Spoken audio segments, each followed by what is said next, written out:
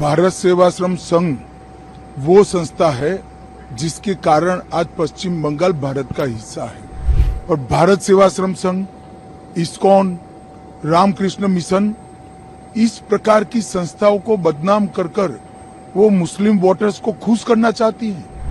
इन संस्थाओं के रेपुटेशन को हर्ट करने का ममता जी सिर्फ चुनाव जीतने के लिए प्रयास कर रही है। कुछ समाचार भी है कि पुलिस वहां जा रही है इनके आश्रमों पे।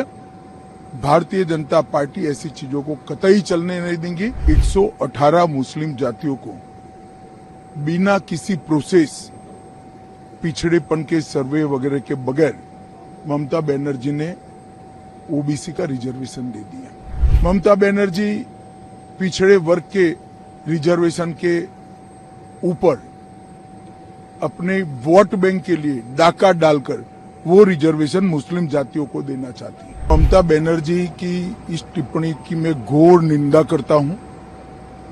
भारत सेवाश्रम संघ वो संस्था है जिसके कारण आज पश्चिम बंगाल भारत का हिस्सा है।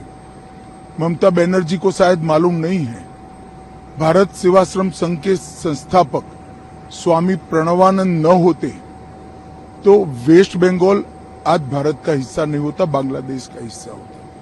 और भारत सेवाश्रम संघ, इस्कॉन, रामकृष्ण मिशन इस प्रकार की संस्थाओं को बदनाम कर वो मुस्लिम वोटर्स को खुश करना चाहती है। इनकी अपीसमेंट की पॉलिसी के कारण इतनी रेप्यूटेड संस्थाएं जिन्होंने भारत को बचाया, भारत की आबरू को पूरी दुनिया में आगे बढ़ाया, हमारे भक्ति संप्रदाय को पूरी दुनिया में रामकृष्ण मिशन और इस्कॉन ने पहुंचाया। रामकृष्ण मिशन नॉर्थ ईस्ट और दूर दराज के जंगलों में शिक्षा, सेवा, हेल्थ, वाटर सप्लाई, न जाने कितने सेवा के प्रोजेक्ट्स के साथ जुड़े हैं। इन संस्थाओं के रेपुटेशन को हर्ट करने का ममता जी सिर्फ चुनाव जीतने के लिए प्रयास कर रही है। मैं इसकी घोर निंदा करता हूं। और ममता जी ने कहा है कि कुछ समाचार भी है कि पुलिस वहां जा रही है इनके आश्रमों पे।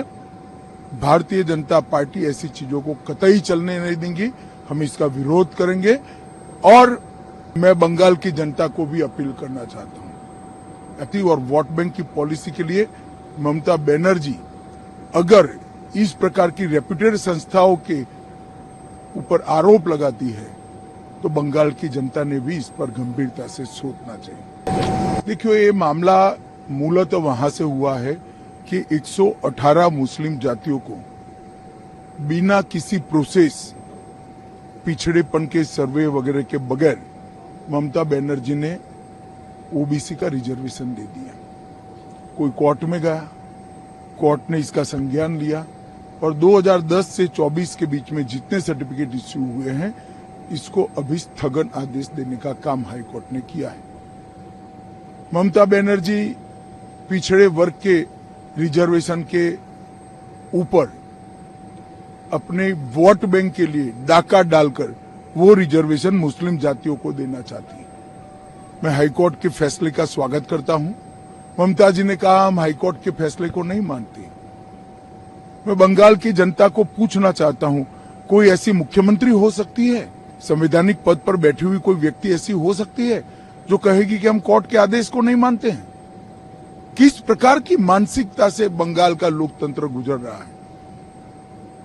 मैं इसकी घोर निंदा करता हूं और हाईकोर्ट के फैसले का स्वागत करता हूं और हमें सुनिश्चित करेंगे कि हाईकोर्ट के फैसले का अमल हो और जिनका अधिकार है, जो पिछड़े लोग हैं, पिछड़ा वर्ग के लोग हैं, उनको अपना अधिकार मिले, न कि अपीसमेंट की पॉलिसी और वोट बैंक की पॉलिसी के कारण जो पिछड़े नहीं हैं उनको रिजर्वेशन का फायदा मिले। ये पूरा इंडिया अलायंस, कांग्रेस तेलंगाना और कर्नाटक में ओबीसी के रिजर्वेशन पर डाका डाला, अब ममता बनर्जी ने ओबीसी के रिजर्वेशन पर डाका डाला। पिछड़ा वर्ग एससी एसटी का रिजर्वेशन छीनकर ये लोग अल्पसंख्यकों को और विशेषकर मुसलमानों को देना चाहते हैं। भारतीय जनता पार्टी इसका सख्त विरोध करती है।